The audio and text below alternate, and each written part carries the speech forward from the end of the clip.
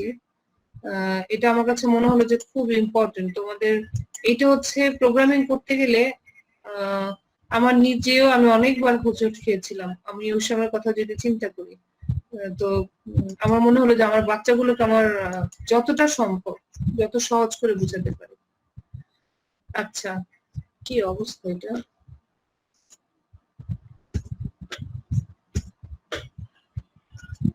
আজকের ক্লাসটা খুব ইম্পর্টেন্ট, মানে তোমাদের জন্য খুবই ইম্পর্টেন্ট, খুবই মনোযোগ দিয়ে তোমরা এটা শিখবে, খুবই মনোযোগ দিয়ে বুঝবে। যে বুঝবে না মিসকে বলবে যে মিস এখানে কি হলো। আচ্ছা, আজকের ক্লাসটা আমি নিব অল অ্যাবাউট তোমার ভয়েড মেইন, ইন্টিজার মেইন, এই যে একটা সমস্যা আছে এটা নিয়ে কথা বলবো। তোমাদেরকে শুধু বলে রাখি, যখন তুমি সি প্রোগ্রামিং করবে, যখন তুমি যে কোনো প্রোগ্রামিং করবে, তুমি একটা জিনিস খুব পাবে, একটা জিনিসের সাথে তোমার খুব বেশি পরিচয় হবে, সেটা হচ্ছে ফাংশন। আমরা কিন্তু এই এইচএসসি এর জন্য যে সিলেবাস, সেখানে কিন্তু ফাংশনের ব্যবহারটা নাই। ভালো যে ফাংশনের ব্যবহারটা নাই, নয়তো তোমাদের কাছে একটু জটিল লাগতো। বাট ফাংশনের ব্যবহার নাই ঠিক আছে, কিন্তু আমরা তো মেইন ফাংশন নিয়ে কাজ করি। এই মেইন ফাংশনের জন্য আমাকে হলো একটু ফাংশনটা বুঝতে হবে। শুধু একটা জিনিস মাথায় রেখো, এই যে সি প্রোগ্রামিং বা যে কোনো বেসিক প্রোগ্রামিং এ আমরা যে ফাংশন গুলো ইউজ করি, প্রত্যেকটা ফাংশনের একটা মেইন কাজ থাকে। তোমরা ছাত্রর কি কাজ? যে তোমাদের আউটপুট হচ্ছে তোমাদের রেজাল্ট, আর কোনো কাজ নাই। এই রেজাল্টের জন্য তোমরা এত কিছু করছো। ফাংশনের মেইন কাজ হচ্ছে সে ভ্যালু রিটার্ন করে।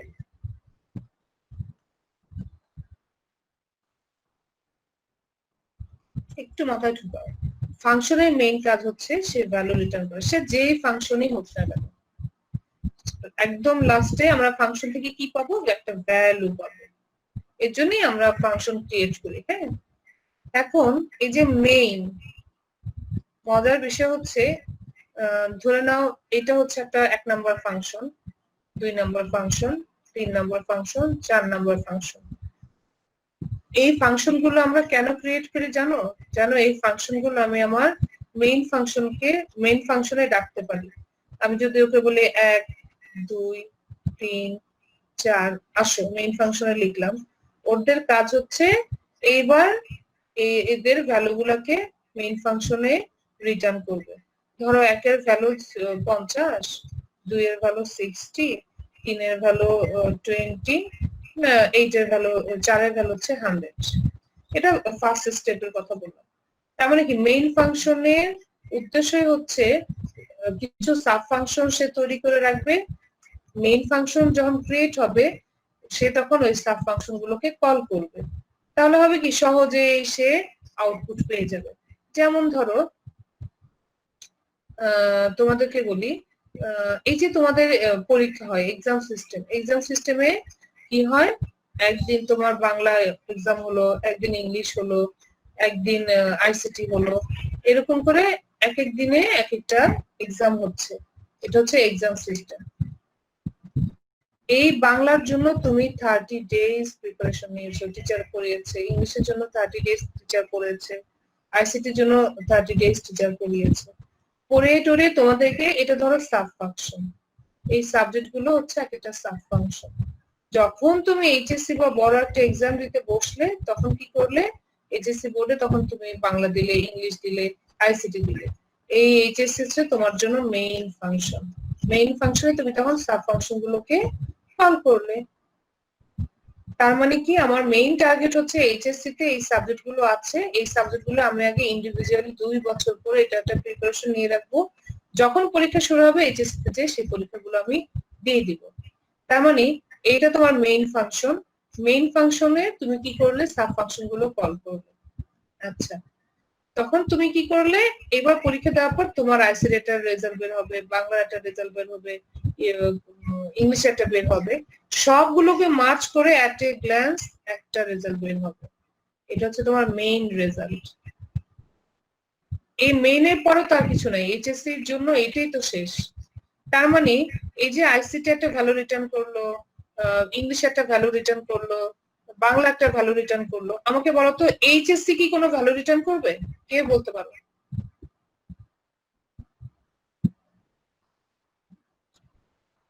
আমার ইন্ডিভিজুয়াল সাবজেক্ট গুলো আমাকে এই ক্ষেত্রে ভ্যালু রিটার্ন করলো। আমার এইচএসসি কি কোনো ভ্যালু কাউকে রিটার্ন করার আছে? এটা শুধু মিস একটু বলো।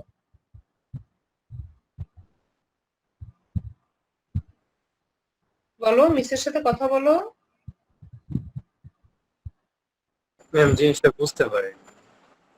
তোমার আইসিটি, তুমি আইসিটিতে একটা রেজাল্ট করলে, বাংলা একটা রেজাল্ট করলে, ইংলিশ একটা রেজাল্ট করলে, ঠিক আছে, এইচএসসি এক্সামে, তারপরে সব মিলিয়ে তুমি এ প্লাস পেলে। বাংলা, ইংলিশ, আইসিটি এদের আসল দায়িত্ব কি ছিল? তোমাকে রেজাল্ট তৈরি করাতে সাহায্য করা। ওদের কাজ কি? ও হচ্ছে তোমাকে আলাদা আলাদা করে একটা রেজাল্ট পাইয়ে দিল, বাংলাতে এত, ইংলিশে এত, আইসিটিতে এত। এইচএসসি কি, ধরো আমি শুধু এইচএসসি প্রোগ্রামটা নিয়ে কথা বলছি, এইচএসসি কি তোমাকে কোনো আলাদাভাবে কোনো রেজাল্ট দেওয়ার কথা? এটা আমাকে শুধু বলো। বাংলা ইংলিশের মতো করে ও তোমাকে আউটপুট দিয়েছে এ প্লাস, কিন্তু ওর কি কোনো দায়িত্ব আছে যে আবার কাউকে এরকম বাংলার মতো ইংলিশের মতো আলাদা করে কোনো রেজাল্ট দিবে? নাই কিন্তু।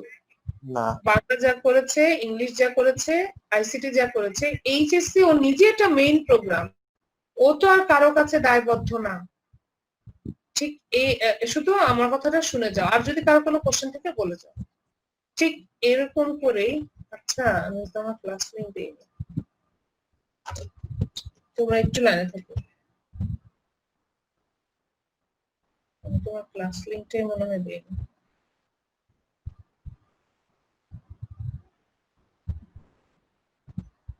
মানে মিসের কথা হচ্ছে যে আমরা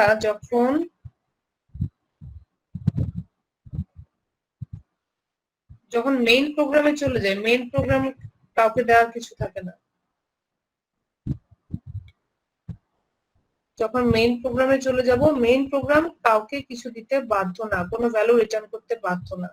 এবং সে কাকে ভ্যালু রিটার্ন করবে? সে তো অলরেডি ভ্যালু পেয়ে বসে থাকবে, এটাই তার নিয়ম। সে কাউকে ভ্যালু রিটার্ন করবে না। এটা হচ্ছে মেইন ফাংশনের কাজ। এখন এই কারণে আমরা দেখাচ্ছি।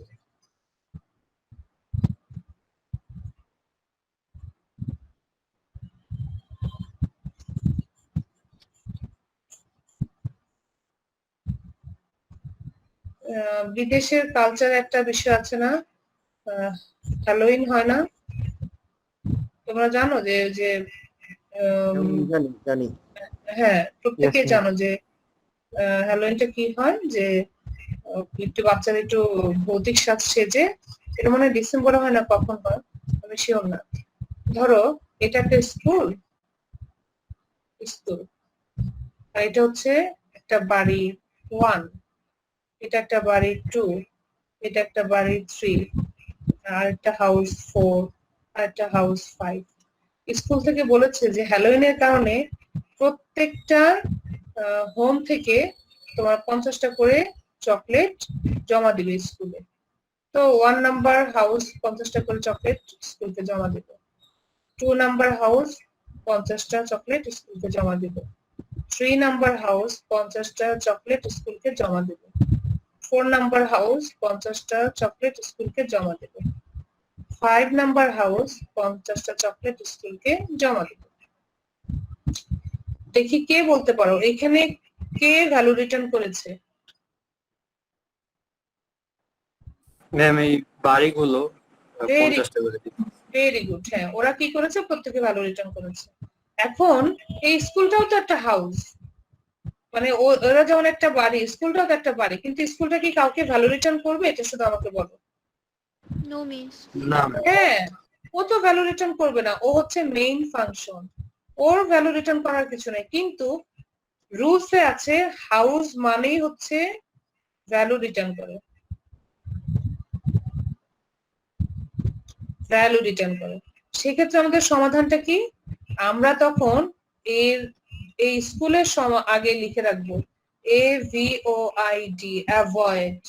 অ্যাভয়েড মানে হচ্ছে এই হাউসটাকে অ্যাভয়েড করো চকলেট ভ্যালু রিটার্ন করার ক্ষেত্রে, চকলেট জমা দেওয়ার ক্ষেত্রে। ঠিক একই কাজ আমরা সি প্রোগ্রামিং করি। আমরা কি লিখি? আমরা লিখি void main। void main মানে হচ্ছে এই ও নিজে একটা ফাংশন, কিন্তু ও কোনো ভ্যালু রিটার্ন করবে না। এই অ্যাভয়েড থেকে void। void main মানে হচ্ছে ও একটা মেইন ফাংশন, কিন্তু ও কোনো ভ্যালু রিটার্ন করবে না। পৃথিবীর আর সব ফাংশন গুলো ভ্যালু রিটার্ন করবে, কিন্তু মেইন ফাংশন ভ্যালু রিটার্ন করবে না। তো তুমি লেখো তোমার প্রোগ্রামের শুরুতে void main, তাহলে কম্পাইলার বুঝে যাবে যে ও আচ্ছা কোনো value করবে না। আর তুমি void লিখলে না, তুমি লিখলে ইন্টিজার অথবা তুমি লিখলে শুধু main। যদি লেখো তাহলে তোমাকে একদম কোডিং বেশি লিখতে হবে। সব লেখা হয়ে গেলে লিখবা রিটার্ন 0, তার মানে ও কোনো রিটার্ন করবে না, রিটার্ন হবে 0। এই জিনিসটা বোঝানোর জন্য এত কিছু। তুমি যদি প্রোগ্রামিং করতে চাও ভয়েড দিয়ে, ভয়েড মেইন লিখলে রিটার্ন 0 লিখতে হয় না। আর তুমি ধরো তোমার ভয়েড লিখতে ইচ্ছে হচ্ছে না, তুমি যদি ইন্টিজার মেইন লেখো বা শুধু মেইন লেখো, তাহলে তোমাকে লিখতে হবে রিটার্ন 0। এখন আজকালকার অ্যাপস গুলো এত বেশি ইউজার ফ্রেন্ডলি হয়েছে যে তুমি যদি ইন্টিজার মেইন লিখে যদি রিটার্ন 0 নাও লিখো, তাও তোমার প্রোগ্রাম রান করে। কিন্তু এটা যদি তুমি এইচএসসি খাতায় লিখো তাহলে 000, কারণ এই রুলস কোনো দিনও মানে মিস হবে না। যে আমি ভয়েড মেইন লিখলে এই বাড়িতে তুমি যদি লিখো যে অ্যাভয়েড, তাহলে সবাই বুঝে যাবে যে বাড়িতে সাইন আছে অ্যাভয়েড, ও কাউকে চকলেট দিবে না। ম্যাডাম যদি তাহলে avoid রিটার্ন না লিখো, ম্যাডাম তাহলে রিটার্ন 0 লিখলে আমাদের কি ওই সেকেন্ড ব্র্যাকেটের বাইরে লিখতে হবে না না সেকেন্ড না ব্র্যাকেটের না ভিতরে লিখতে হবে? না না না, সেকেন্ড ব্র্যাকেট তুমি লিখলে রিটার্ন 0, তারপর লিখলে গেট সেট। বুঝতে পেরেছো বাবা? হ্যাঁ ম্যাডাম বুঝতে পারছি। আচ্ছা, এবার আমাকে বলো। ম্যাডাম ভয়েড মেইন লিখলে তো রিটার্ন 0 দরকার নেই। না না না, ভয়েড মেইন লিখলে তো তোমার আর দরকার নেই। তুমি এখানে অ্যাভয়েড লিখলে সবাই বুঝে যাবে যে এইবারে সাইন আছে অ্যাভয়েড, তার মানে ও চকলেট দিবে না। যদি তুমি অ্যাভয়েড না লিখো তখন কি হবে জানো? যখনই কেউ আসবে তুমি দরজা খুলে বলতে হবে যে এটা তো একটা স্কুল, এখানে আসলে চকলেট দেয় না, তার মানে রিটার্ন 0টা তুমি কাজ করলে। আর তুমি ভয়েড লিখলে পাচ্ছে সবাই বুঝে যাবে যে এটা একটা স্কুল, এখানে কোনো চকলেট দেওয়া হবে না। এত কিছু বোঝানোর একটাই কারণ, তোমরা যেন ফ্রম দ্য ভেরি বিগিনিং এই ভয়েড আর ইন্টিজার এটা নিয়ে কোনো ধরনের কনফিউশন না থাকে। ম্যাডাম তাহলে রিটার্ন 0 আমরা এখানে মানে এরকম লিখবো যে রিটার্ন তারপর কোলন দিয়ে 0? না না না, শুধু রিটার্ন স্পেস 0। এই যে আমরা এখন প্রোগ্রাম করব, এটা দিয়ে এখন আমরা প্রোগ্রাম করব ইনশাআল্লাহ। এটা খুব ইম্পর্টেন্ট একটা বিষয়, খুব ইম্পর্টেন্ট, কারণ আমি জানি যে তোমরা কেউ মুখস্থ করে কোনো প্রোগ্রাম করো না, বুঝে কোনো প্রোগ্রাম করো। আচ্ছা, এখন এটা বোঝানোর জন্য মিস কিছু বাংলা কথা লিখেছি, এটা শুধু আমার, তুমি কোনো বইতে এগুলো কিছু পাবে না। আর বইয়ের যারা যারা বই লিখেন তারা কখনোই না ইম্পর্টেন্ট জিনিসটাকে কখনোই বেশি লেখেন না। এটা কেন লেখেন আমি জানি না। এই তো অতএব এই ভ্যালু রিটার্ন নিয়ে কোনো কথা নেই, অ্যাভয়েড নিয়ে ভয়েড নিয়ে কোনো কথা নেই। তো মিস মনে হলো যে তোমাদের একটু লিখতে হবে। প্রতিটি ফাংশনের একটি বৈশিষ্ট্য হলো ফাংশন ভ্যালু রিটার্ন করে অন্য আরেকটি ফাংশনকে। মেইন ফাংশনটিও অন্য ফাংশনের মতো ভ্যালু রিটার্ন করে, কিন্তু এই ক্ষেত্রে মেইন ফাংশন কাকে ভ্যালু রিটার্ন করবে? মেইন ফাংশনের পরে তো আর কোনো ফাংশনের কাজ থাকে না। এজন্য মেইন ফাংশনের ক্ষেত্রে ইন্টিজার মেইন লিখলে রিটার্ন 0 লিখতে হয়। ইন্টিজার মেইন যদি তুমি লিখো, এটা ইচ্ছে করে আমি লিখেছি যেন তোমরা এই স্লাইডটা তোমাদের কাছে সব সময় থাকবে অ্যাজ এ পিডিএফ, ভিডিওটা থাকবে, তোমরা যেন মাথায় রাখতে পারো যে ইন্টিজার মেইন লিখলে আমাকে রিটার্ন 0 লিখতে হবে। আবার মেইন ফাংশনের ক্ষেত্রে ভয়েড মেইন লিখলে কম্পাইলার বোঝে যে এখানে ভ্যালু রিটার্ন কে অ্যাভয়েড করা হয়েছে, তার মানে এখানে কোনো ভ্যালু রিটার্ন হবে না। এবার মিস তোমাদের একটা রিয়েল এক্সাম্পলে চলে যাই। আমার মাথা নষ্ট হয়ে যায় তোমাদেরকে যে কিভাবে বোঝাবো। ভয়েড মেইন ডিটেইলস, এটা হচ্ছে টপিকস, একটা প্রোগ্রাম। হ্যাঁ, দেখো #includestudio.h ইন্টিজার মেইন। আচ্ছা, এখানে আমি ইন্টিজার মেইন লিখেছি, তার মানে আমাকে কি এখানে নিচে রিটার্ন 0 লিখতে হবে কি হবে না? হবে। দেখতে হবে। Very good, very good. Integer a b আর es, এখানে তিনটা ভ্যারিয়েবল নিয়েছি, একটা হচ্ছে a, একটা হচ্ছে b, একটা হচ্ছে res, মানে তিনটা চলক নিয়েছি। printf enter the first value, তার মানে আমার যে একটা স্ক্রিন আসবে, আউটপুট আসবে, সেখানে ফার্স্টে কি থাকবে, enter the first value।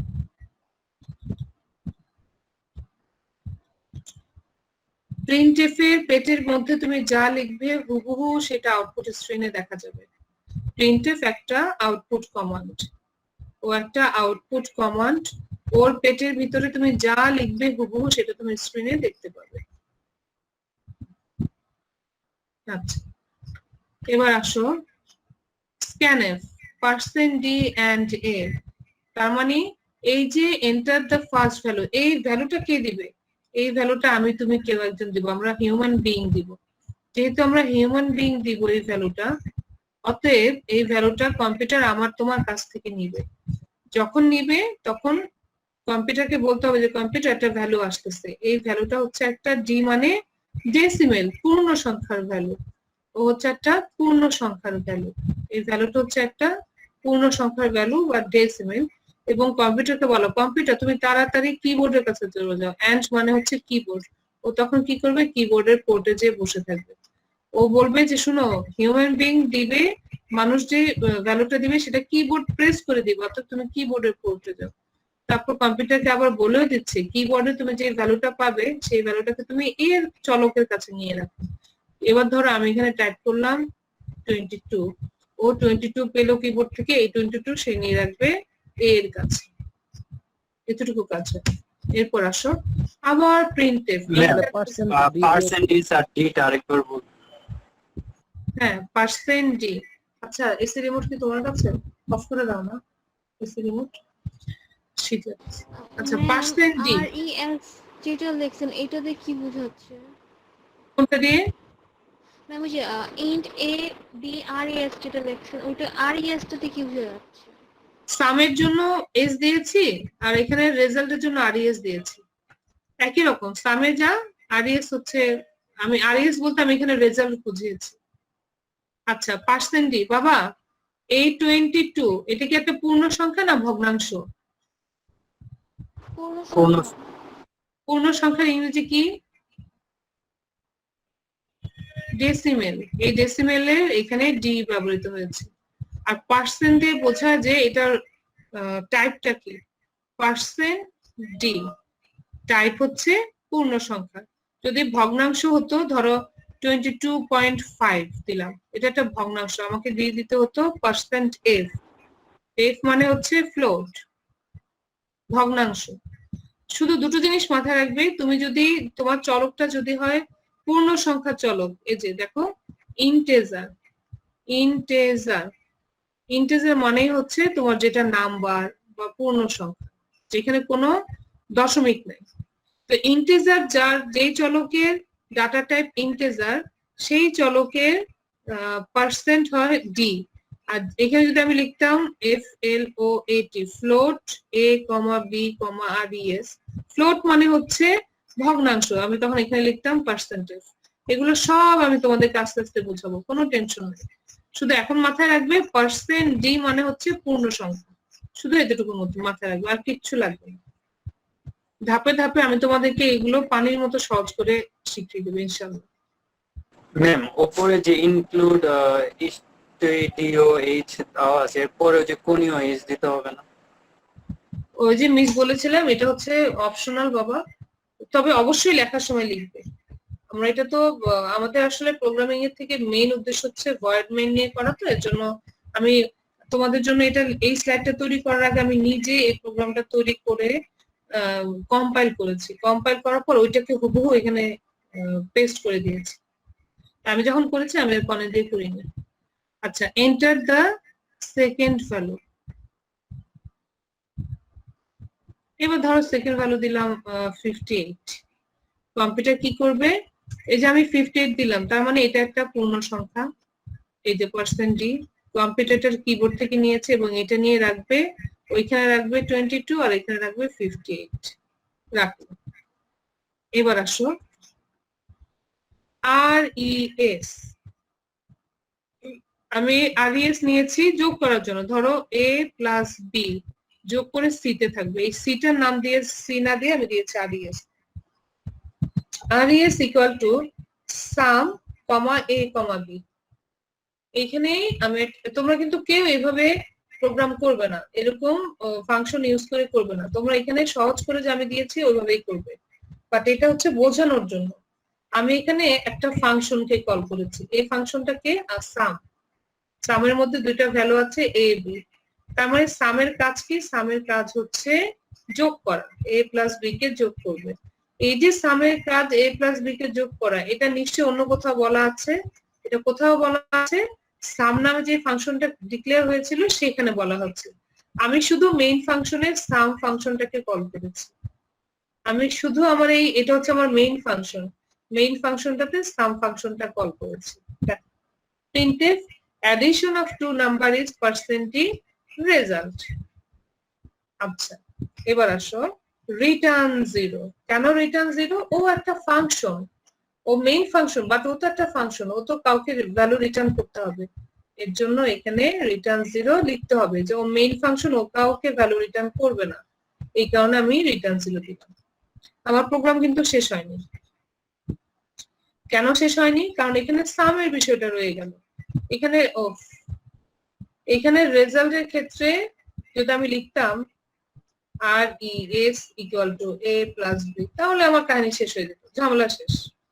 কিন্তু আমি এখানে এটা না করে আমি সামকে কল করেছি। এখন এই সামকে আমি কোথায় খুঁজে পাই?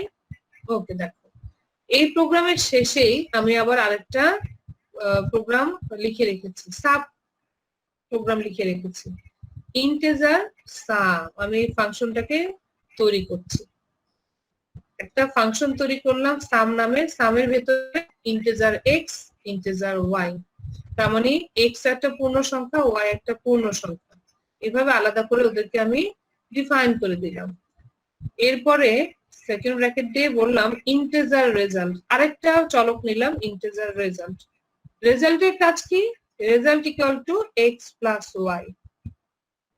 খুব সহজভাবে দেখো, একটা ফাংশন আমি তৈরি করেছি যার নাম হচ্ছে সাম।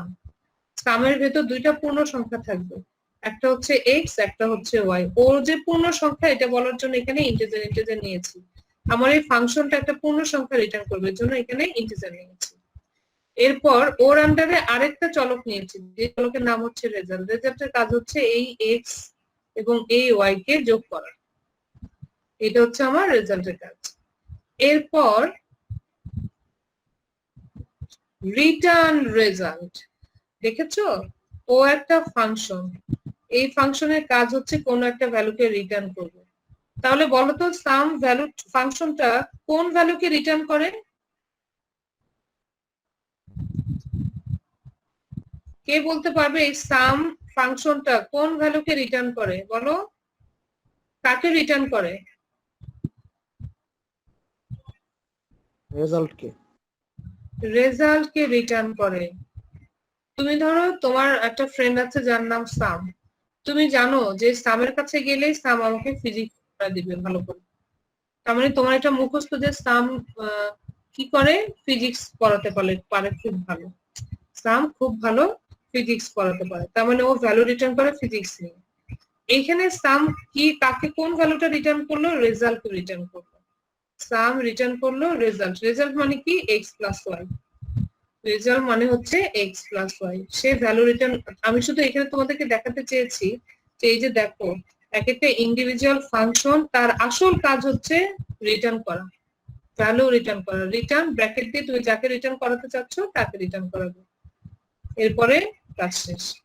এইবার আসো, এই যে আমি আমার মেইন ফাংশনের সামকে ইউজ করেছি, কম্পিউটার কি করবে? সামের কাছে আসবে, সামের কাছে এসে দেখবে যে আচ্ছা সাম তাকে রেজাল্টের জন্য বসে থাকবে। এই রেজাল্ট এখন কি করবে? এক্স আর ওয়াই ভ্যালু কার কাছ থেকে নিবে? এক্স নিবে এই যে এর কাছ থেকে, আর বি এর ভ্যালু নিবে, নিয়ে ওয়াই কে দিবে। তারপরে রেজাল্টের কাছে কার ভ্যালু থাকবে? এ আর বি এর ভ্যালু। আমরা এখনই প্রোগ্রামটা রান করাবো, তো তখন সব দেখবো। তবে তোমাদেরকে একটা ইম্পর্টেন্ট কথা বলে রাখি, ফাংশন এত ইম্পর্টেন্ট। তুমি ধরো এখানে এন্টার দ্য ফার্স্ট ভ্যালু 5 দিলে, এন্টার দ্য সেকেন্ড ভ্যালু 10 দিলে, বাট তুমি এখানে রিটার্নে তুমি যদি দাও যে 100, হ্যাঁ, রিটার্ন তুমি যদি দিয়ে রাখো রিটার্ন রেজাল্ট ইকুয়াল টু 100, ও তোমাকে 100টাই দেখাবে। মানে রিটার্ন ভ্যালু এত ইম্পর্টেন্ট। আচ্ছা, এগুলো আমরা এইসব কথা এখন বুঝবো না, আমরা একটু এসে যাই, আমাদের সময় ম্যাম নেই। এখানে এই স্ল্যাশটা কি জন্য দিছিলাম? কোন স্ল্যাশটা বাবা? ম্যাম এই যে এখানে যে এন এর সাথে যে দিছিলাম ম্যাম। ও আচ্ছা, আমরা দেখাচ্ছি। এই স্ল্যাশ হচ্ছে কোথায়, কোড ব্লক কোথায়? এই স্ল্যাশ হচ্ছে বাবা নিউ ফাইল, নিউ লাইনে যাওয়ার জন্য। আমার এত ওপেন হয়ে যাচ্ছে।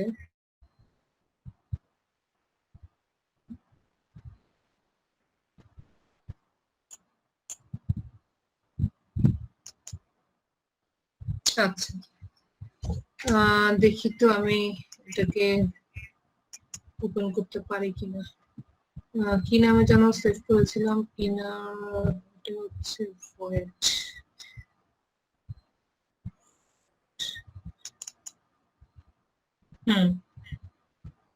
আচ্ছা, আগে একটু আমরা রান করাই, তারপর details. Enter the first value, first value যে 22 দিয়েছিলাম। এন্টার দ্য সেকেন্ড ভ্যালু, ধরো 58 দিলাম। আমার রেজাল্ট দেখাচ্ছে। আচ্ছা, এখানে আবার কথা আছে, কেন এটা দেখাচ্ছে 80, সাম ইকুয়াল টু 80। তার মানে আমার এটা কাজ করছে। আচ্ছা,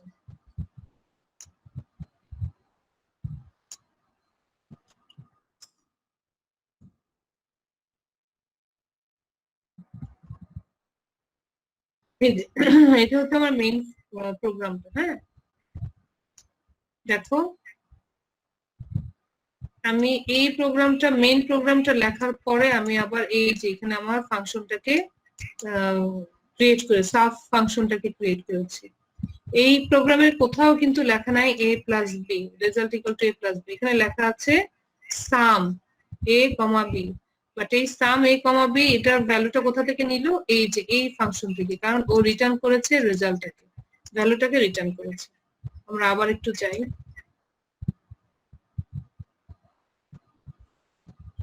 ধরো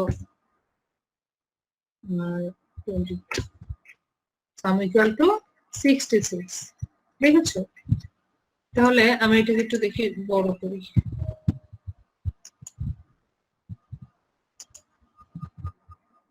তোমরা কেউই এই যোগের প্রোগ্রামটা, মানে আমি তোমাদের কাউকে বাউন্ড করবো না যে যোগের প্রোগ্রামটা তোমরা এত কষ্ট করে দিয়ে করো, ফাংশন ব্যবহার করে। বাট কেউ যদি পারো খুব ভালো, কিন্তু এটা বোঝানোর জন্য। আচ্ছা, দেখো এখানে আমি কি দিয়েছি? ইন্টিজার মেইন, ভয়েড মেইন না দিয়ে দিয়েছি ইন্টিজার মেইন, আর সবার শেষে দিয়েছি রিটার্ন 0। আর এই যে আমাদের সাম ফাংশনটা, integer sum, integer x, integer y, return integer result, result equal to x plus y.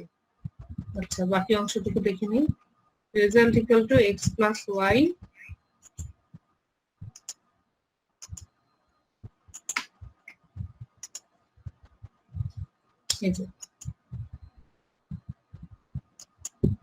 Return result. এখন তুমি যদি এই রেজাল্টে এক্স প্লাস ওয়াই অথবা রিটার্ন রেজাল্টে তুমি যদি 100 লেখো, আমরা ধরো লিখি 100 লিখে দেখি যে আমাদের কি হয় আনসার। রিটার্ন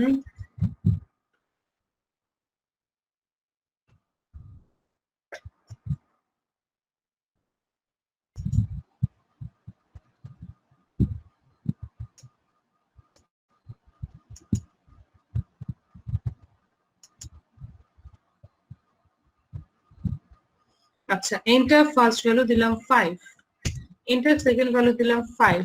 অ্যান্সার কি হওয়া উচিত বলো তো? অ্যান্সার কি হওয়া উচিত? 10 হওয়া উচিত।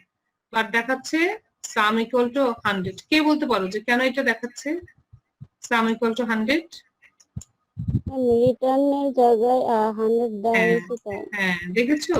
তার মানে ফাংশনে কি রিটার্ন করছে এটা হচ্ছে মোস্ট ইম্পর্টেন্ট। প্রোগ্রাম ডিপেন্ডই করে যে তোমার রিটার্ন ভ্যালুটা কি। ঠিক আছে? তো এই কারণে আমি এখানে রিটার্ন 100 দিয়েছি বলে আমার রেজাল্ট দেখাচ্ছে 100। কারণ কি? কারণ এই যে আমার এই প্রোগ্রামে তুমি লিখিয়ে দিয়েছো সাম রেজাল্টের কাছে যাবে। রেজাল্ট কে?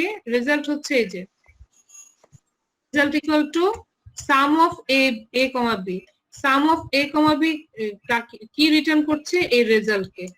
এই রেজাল্টটা কোথা থেকে আসবে? রিটার্ন এখান থেকে আসবে। সব একই, মানে চমৎকার হিসাব, আর কিছুই না। তো আমি আসলে এত কিছু বলার একটাই কারণ, বোঝানোর কারণ যে এই রিটার্ন ভ্যালুটা হচ্ছে খুব ইম্পর্টেন্ট। তো এখানে আমরা লিখবো রিটার্ন রেজাল্ট। এইবার ম্যাডাম আমরা যখন রিটার্ন 0 লিখি তখন তো ওরা 0 দেখায় না, তাহলে রিটার্ন 100 লিখলে 100 দেখায় কেন? রিটার্ন 0, আচ্ছা ও একটা ফাংশন, মেইন ফাংশন। হ্যাঁ, হ্যাঁ বুঝতে পারছি, মানে ওরা রিটার্ন 0 মানে কোনো কিছু রিটার্ন করবে না। রাইট, রিটার্ন 0 মানে কোনো কিছু রিটার্ন করবে না। Very good. আচ্ছা এইবার মিসকে বলো, আমি রিটার্ন 0 ঝামেলাটা চাচ্ছি না, আমি প্রোগ্রামিং এ তাহলে কোন জায়গাটায় কি চেঞ্জ করব? কে বলতে পারবে?